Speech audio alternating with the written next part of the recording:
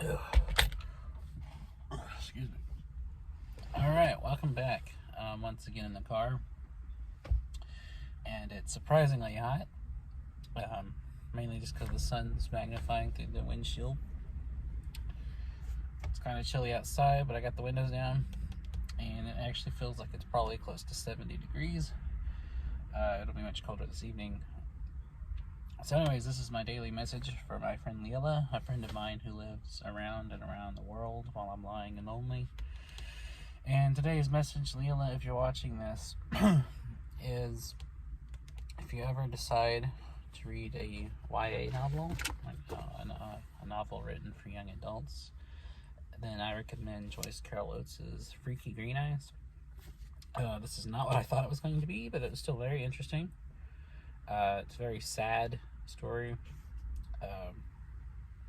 It's about a girl who is the daughter of a famous sports announcer, like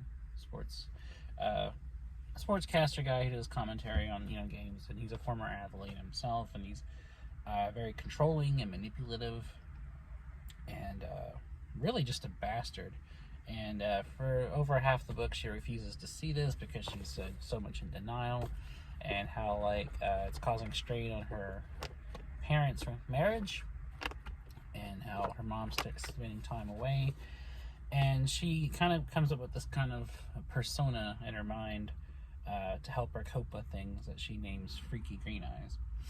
And every now and then she will comment. It's written in the first person. She'll comment about how Freaky kind of steps in to help her be more confident and bold, be more assertive.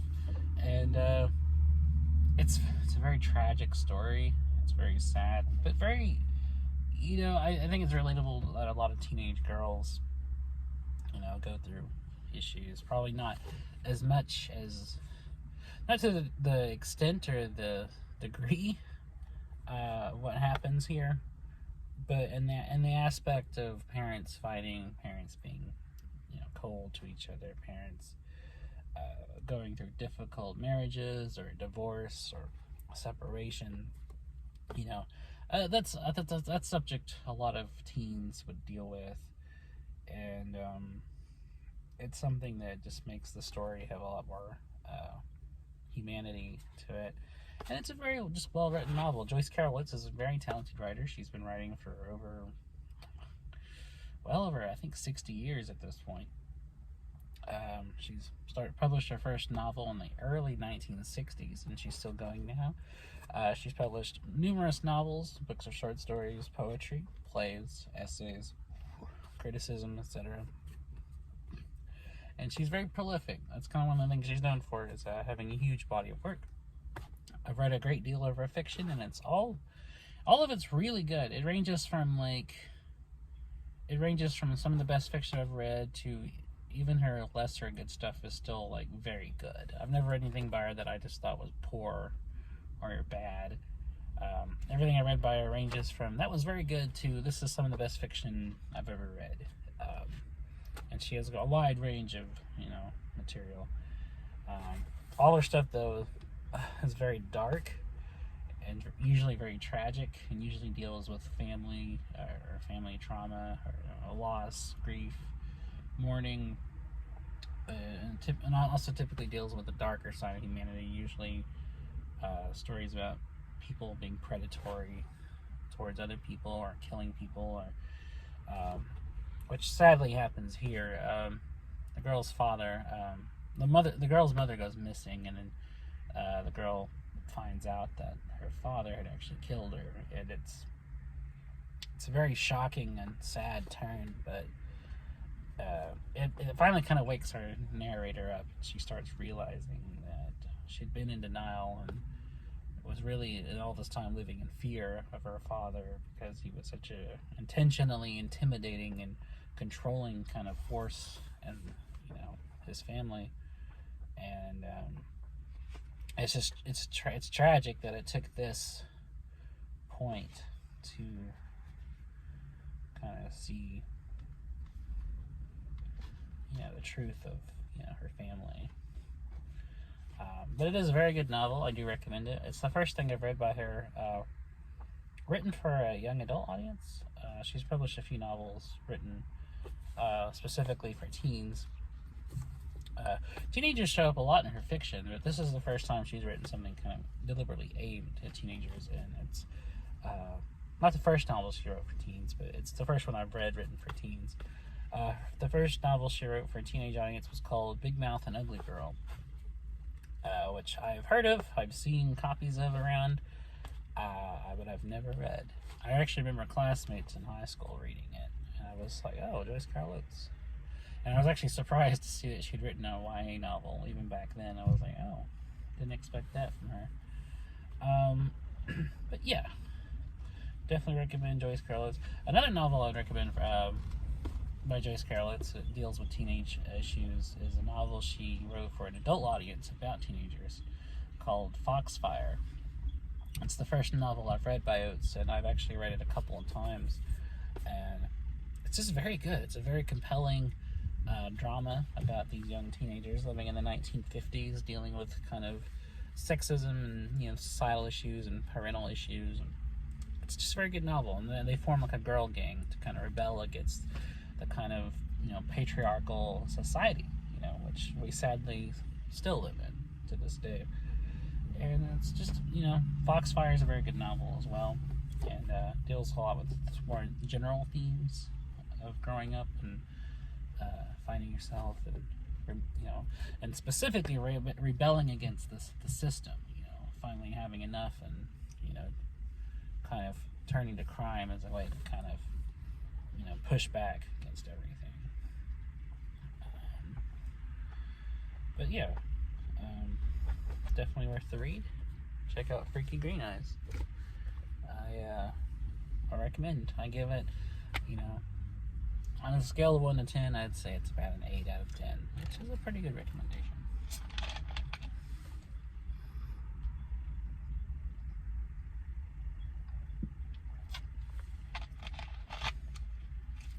Anyway, excuse me. If I was giving it a Goodreads recommendation, which I will log on my Goodreads as soon as I finish this, I'd give it a 4 out of 5 stars. So I'll give you an idea how much I liked it. But anyways, it's nice for finally getting some good weather. Though it'll get freezing ass cold when the sun goes down, which I'm not looking forward to. But c'est la guerre, as the French say. And my car is full of crap. All kinds of shit in here. Including this protein bar, which I'm actually very hungry, so I'm gonna go ahead and eat whilst I talk.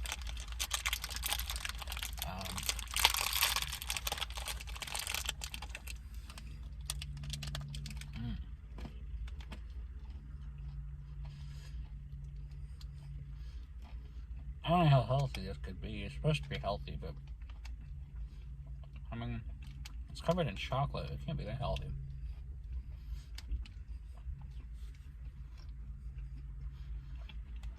But it's better than the other kind of bars like this.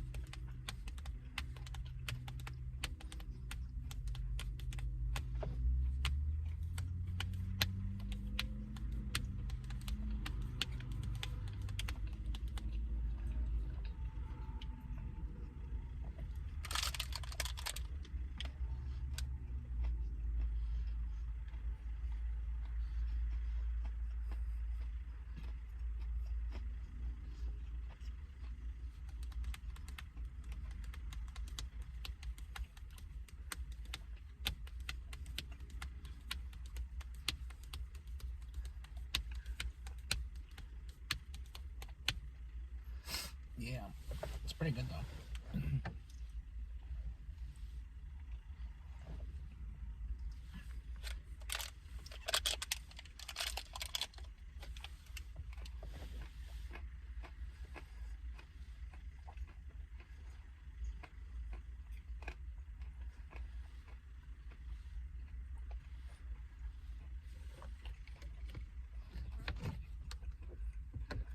Gotta keep a bottle of Pepto on you.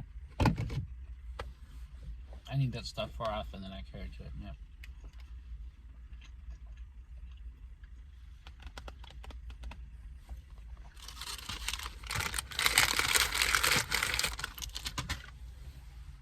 Yeah, so much trash. I gotta clean the car out.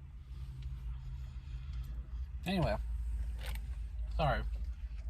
Just really needed something in my stomach.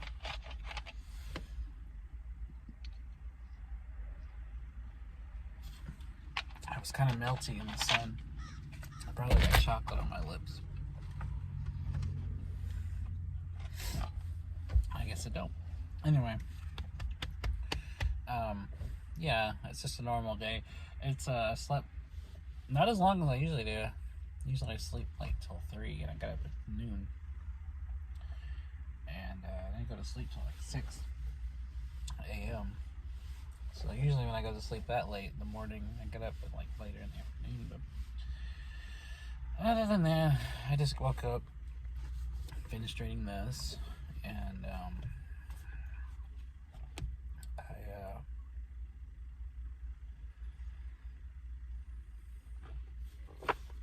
was thinking about, doing some other stuff, turning a couple of books in the library, and I wanted to record this video. And I really do want to get back in the habit of recording these videos every day for you, Lilla. Excuse me. Keep belching. God damn. And I want to start working on more videos, not just these vlogs, but doing other stuff. Making some short films and maybe getting back into doing like kind of video essay type videos around a subject, talking about writing or writers or novels or something. Speaking of writers, I found this biography of D.H. Lawrence. They were giving it away at my library, and I've actually kind of been interested in D.H. Lawrence recently. I've kind of been wanting to read some novels by him, and I thought it'd be interesting to kind of know about the guy himself, his life, kind of who he is,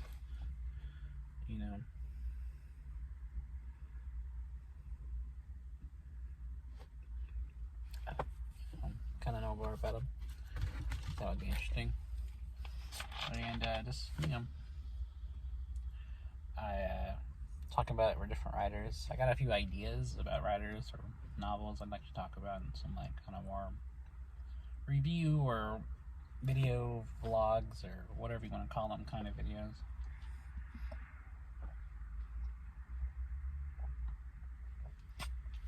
So I'd like to kind of start maybe doing more videos, kind of getting back to that, and also doing some more kind of filmmaking kind of stuff.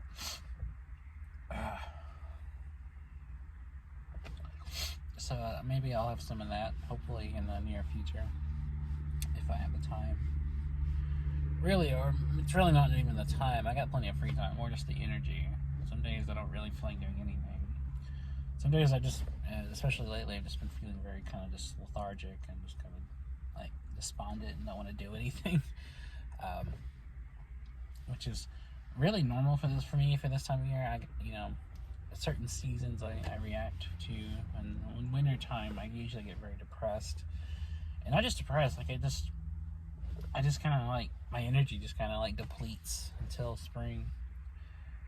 It's just my natural kind of rhythm. Spring and summer are when I'm at my most creative, and I do the most projects that time of year, and then slowly starting in the autumn I start declining in like output or doing stuff, and then winter I usually just spend being not creative at all, or very little. I'm just at my least kind of emotional and mental energy at that time of year, and it doesn't help that I do have seasonal depression that hits me really hard, especially last year when I was living in the Midwest, when it was darker and there was snow every day and I couldn't get out much, and I really kind of started rotting away my mental health. So I'm actually looking forward to being here for the winter, because I hate winter, but the winters here are a lot more tolerable. They're a lot easier to get through than the winters there. And yeah, so I mean that's kind of what I've got on my mind, and I'm also thinking about doing some writing projects. Full disclosure, I haven't been writing much this year. In fact, actually, I've barely written anything creative this year aside from some poetry. Uh, Occasionally, I'll write poems and then on Twitter and share them there. But I haven't written anything really. Goodness, oh, my sinuses are going crazy. That was disgusting. Sorry. I really haven't written any creative things, any short stories or much this year. I've barely written anything. I've kind of just hit like almost like a burnout state, I guess you would say. More of kind of a sense of like just being uninspired, I guess. I've barely had any ideas, or if I do have ideas, I don't really have the motivation to write. I've written a few things. Like I've written a few screenplays recently, but I've barely written any fiction or essays or anything like that this year. I've been wanting to get back into writing because last year I was actually writing a lot, and then this year I just kind of hit a wall. So I'd like to kind of get back into that. I got some ideas I'd really like to pursue and actually see through. So maybe, and that's a very heavy maybe. Maybe I'll do them. So I guess that's all I got to say. I didn't have a whole lot I wanted to talk about. I just kind of want to start doing these regularly again and maybe talk about just kind of some ideas I got. So anyways, I appreciate you watching, Lilla. You're the best friend I've ever had. You're an amazing person, and you make my life better every day. You make me happy, and nobody comes close to making me as happy as you do. So I love you, and I miss you, and I hope we get a chance to talk soon. So I hope you're having a good evening, and I will see you the next time I post one of these. So take care.